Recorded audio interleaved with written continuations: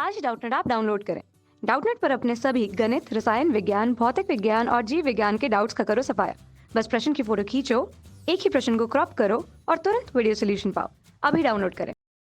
Hello दोस्तों, question दिया हुआ है उष्मा चालकता के अणुगतिक मॉडल की व्याख्या कीजिए। और क्या कारण है कि धातुओं में या अधातुओं की तुलना में धातुओं की उष्मा चालकता बहुत अधिक होती है। हमें बताना है ऐसा क्यों है। ठीक है, तो पहला हम बात करते हैं उष्मा चालकता के अणुगतिक मॉडल। ठीक, उष्मा चालकता की अणुगतिक मॉडल। ठीक है, उष्मा चालकता की अणुगतिक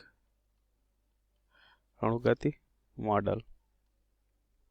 ठीक है, ये क्या होता है उसमें चालकता के अणुगत मॉडल? उष्मा का जो चालन होता है वो दो तरीके से होता है। ठीक है, अगर हम लिखें उष्मा का जो चालन होता है, उष्मा का चालन दो प्रकार से होता है। ठीक है, दो प्रकार से होता है। ठीक है, तो हम बात करें इसमें जैसे पहला क्या तरीका और दूसरा क्या तरीका होता है। अगर हम पहला देखें तो पहला होता है कि उसमें उपस्थित मुक्त इलेक्ट्रॉन की वजह से होता है। ठीक है, एक तरीका क्या होता है मुक्त इलेक्ट्रॉन के कारण होता है, एक होता है मुक्त इलेक्ट्रॉन की उपस्थिति के कारण। ठीक है, और दूसरा क्या वजह होती है उसकी? दूसरी वजह होती है अणुओं की टक्कर। ठीक है, अणु व परमाणुओं की टक्कर। ठीक है, अणुओं के टक्कर से। ठीक है, अच्छा हम बात करते हैं मुक्त इलेक्ट्रॉनों की उपस्थिति से कैसे होता है उष्मा का चालन। ठीक है, तो हम क्या देखते हैं, हम अगर देखें कि अगर ये कोई धातु है, ठीक है, हम कोई लेते हैं, अगर कोई पदार्थ लेते हैं, पहले हम पदार्थ लेते हैं तो क्या होता है, जब हम कोई पदार्थ लेते हैं तो क्या होता है कि इसमें उपस्थित क्या होते हैं, इलेक्ट्रॉन होते हैं। ठीक है, पदार्थ की सतह पे इलेक्ट्रॉन उपस्थित होते हैं। उसकी वजह से क्या होता है, जब हम गर्म करते हैं या किसी गर्म स्थान पे इस पदार्थ को रखते हैं तो क्या होता है कि इलेक्ट्रॉन्स की उष्मा को, जो उपस्थित इलेक्ट्रॉन होते हैं वो क्या करते हैं, उष्मा को स्थानांतरण करना स्टार्ट कर देते हैं। ठीक है, तो मुक्त इलेक्ट्रॉनों की वजह से उष्मा का स्थानांतरण होता है। और दूसरा क्या होता है, दूसरा होता है कि जैसे अगर कोई पदार्थ है, ठीक है, दूसरा तरीका होता है कि कोई पदार्थ है ना, उस पदार्थ में क्या होता है, अणु और परमाणु से मिलकर बने होते हैं। ठीक है, वो पदार्थ क्या होते हैं, अणु और परमाणुओं से मिलकर बने होते हैं। ठीक, तो अब क्या होता है जब हम इसे गर्म करते हैं, ठीक है, जैसे हम गर्म करते हैं, जैसे हम इधर गर्म किए तो क्या होता है कि ये वाले अणु, जो पहला अणु होता है, क्या होते हैं, गर्म हो जाते हैं। ठीक, इनके जो अणु होते हैं ये सब गर्म हो जाते हैं। अब क्या करते हैं गर्म होने के बाद ये अणु, हम कह सकते हैं कि इनमें एनर्जी आ जाती है, ऊर्जा आ जाती है। इस ऊर्जा की वजह से क्या होता है, ये टक्कर करने लगते हैं। अब बगल वाले अणु को क्या करते हैं, ये वो एनर्जी ट्रांसफर कर देते हैं। ठीक है, या वह ऊर्जा ट्रांसफर कर देते हैं और फिर ये अणु टक्कर करते हुए बगल वाले अणु को ट्रांसफर कर देते हैं। इस तरह वो क्या हो जाते हैं, उष्मा का स्थानांतरण हो जाता है। इस तरह उष्मा क्या क्या हो जाती है, एक स्थान से दूसरे स्थान तक पहुंच जाती है। ठीक है, तो यह दो तरीके होते हैं अणुओं के, एक अणुओं के टक्कर की वजह से होता है, एक मुक्त इलेक्ट्रॉनों की उपस्थिति की वजह से होता है। ठीक है, अब हम बात करते हैं धातु और अधातु की। अगर हम बात करें, ठीक है, तो अगर हम केस ले रहे हैं धातुओं के लिए और अधातुओं के लिए, है ना, धातुओं के लिए,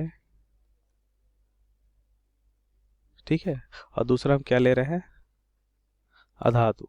ठीक है, पहला हम ले रहे हैं धातु और दूसरा क्या ले रहे हैं, हम अधातु ले रहे हैं। ठीक, पहला पदार्थ धातु लेते हैं और दूसरा पदार्थ हम क्या लेते हैं, अधातु लेते हैं। ठीक है, तो क्या होता है हम देखते हैं कि हम जानते हैं कि धातुओं में क्या होता है, अगर यह धातु ले रहे हैं हम, तो हम क्या देखते हैं कि अगर यह धातु है हमारी, ठीक है, तो इसमें क्या होता है, मुक्त इलेक्ट्रॉनों की संख्या बहुत ज़्यादा होती है। ठीक है, धातु में क्या होता है, मुक्त इलेक्ट्रॉन की संख्या क्या होती है, बहुत ज़्यादा होती है।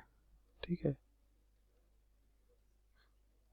तो क्या होता है कि मुक्त इलेक्ट्रॉनों की संख्या ज़्यादा होती है। ठीक है, तो इस कारण से क्या होता है कि इलेक्ट्रॉन उष्मा का स्थानांतरण बहुत आसानी से कर देते हैं। ठीक है, लेकिन जब अधातु की बात करते हैं, जैसे हम अधातु ले रहे हैं, ठीक है, इसमें क्या होते हैं, मुक्त इलेक्ट्रॉनों की संख्या बहुत कम होती है। ठीक है, क्या होता है,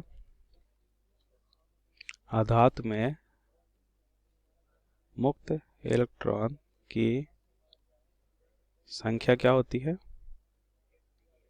बहुत कम होती है। ठीक है, बहुत कम होती है। ठीक है, जिस कारण से क्या होता है कि ऊष्मा का स्थानांतरण कम करते हैं। ठीक है, और क्या होता है धातुओं में जनरली जो होता है ऊष्मा का स्थानांतरण वो किस वजह से होता है, वाइब्रेशन की या टक्कर की वजह से होता है। ठीक है, और इसकी वजह से भी ऊष्मा का स्थानांतरण कम ही हो पाता है। ठीक है, मुक्त इलेक्ट्रॉनों की वजह से लेकिन बहुत ज़्यादा स्थानांतरण होता है। ठीक है, अगर मुक्त इलेक्ट्रॉनों की संख्या बहुत ज़्यादा होती है, इस कारण क्या होता है, इस कारण ऊष्मा का स्थानांतरण क्या होता है, धातुओं में बहुत ज़्यादा होती है। इस कारण ऊष्मा का स्थानांतरण क्या होता है, धातु में बहुत ज़्यादा होती है। ठीक है, लेकिन क्या होता है, होती है लेकिन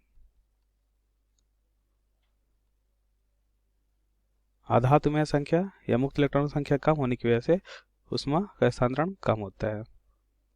लेकिन आधातु में ऊष्मा का स्थानांतरण क्या होता है, कम होता है। यह रीजन हम समझ गया कि ऐसा क्यों होता है, क्योंकि धातुओं में मुक्त इलेक्ट्रॉनों की संख्या कम होती है और धातु में इलेक्ट्रॉनों की संख्या बहुत ज़्यादा होती है, इसलिए धातुओं में ऊष्मा का स्थानांतरण सबसे ज़्यादा होता है। ठीक है, थैंक यू।